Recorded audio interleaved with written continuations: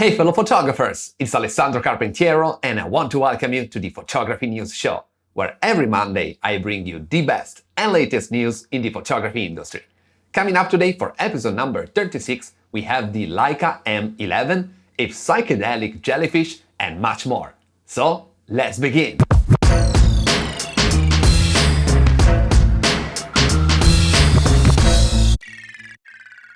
Camera news. Leica has unveiled the M11, its latest camera that blends traditional rangefinder photography with the newest technologies, bringing innovation to the M lineup. It has a full-frame BSI CMOS sensor with a 60-megapixel resolution. What's pretty unique about it is that it comes with the triple resolution technology, which makes you choose from 60, 36, and 18 megapixels. And no, this is not the crop mode we are used to seeing from other manufacturers, where you use a smaller portion of the sensor and get a downsampled image. In the M11, you get to choose the resolution you shoot at, but you will always use the entire full-frame sensor. This is achieved via pixel binning, a technology where smaller pixels are put together to form a bigger pixel. So you decrease the resolution, but by increasing the pixel size, you get a better noise level. The Leica M11 has a native ISO of 64, but you can crank it all the way up to 50,000, which will still be decently clean when setting the resolution to 18 megapixels. Besides that, when shooting at 36 or 18 megapixels, you also get an additional stop of dynamic range, which will go from 14 to 15 stops, a faster buffer, and of course, a smaller file size. All this is possible thanks to the new Maestro 3rd image processor, and right below it we find a built-in memory of 64GB, something that I wish every camera manufacturer would implement to avoid that moment we have all experienced when you turn on the camera only to discover you have left all your SD cards at home.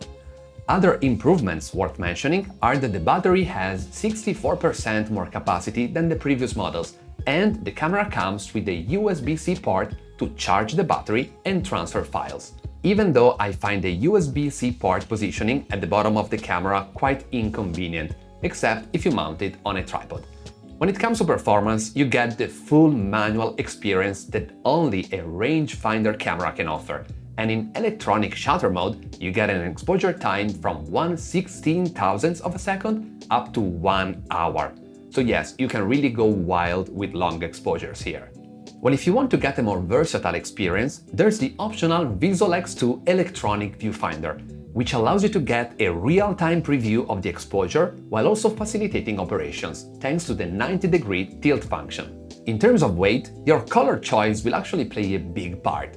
In fact, the Silver Chrome Edition weighs about 1.4 pounds, thanks to the brass top plate, while the Black Edition has an aluminum top plate that makes it 20% lighter. You surely can't go wrong with black.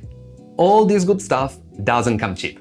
But I mean, given that every camera is handmade, together with the incredible level of details, sleek design, and high quality we are used to seeing from Leica, this has to be expected.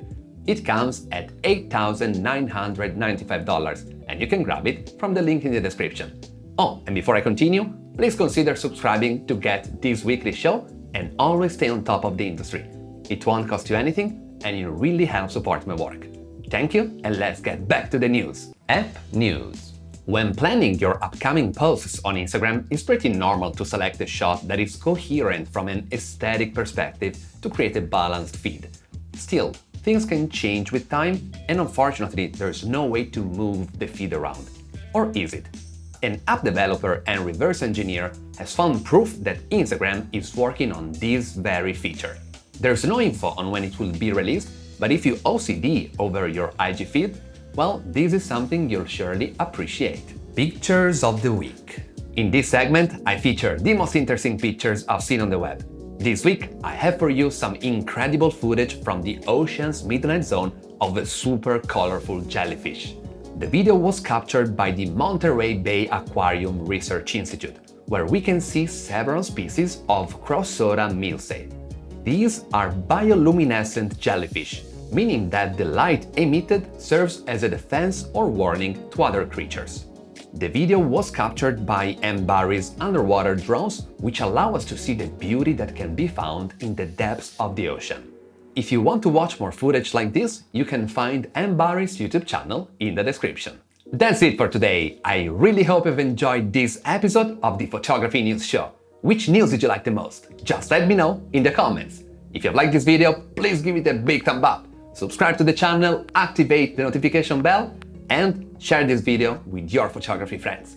So, thanks a lot for watching, and I'll see you in the next one!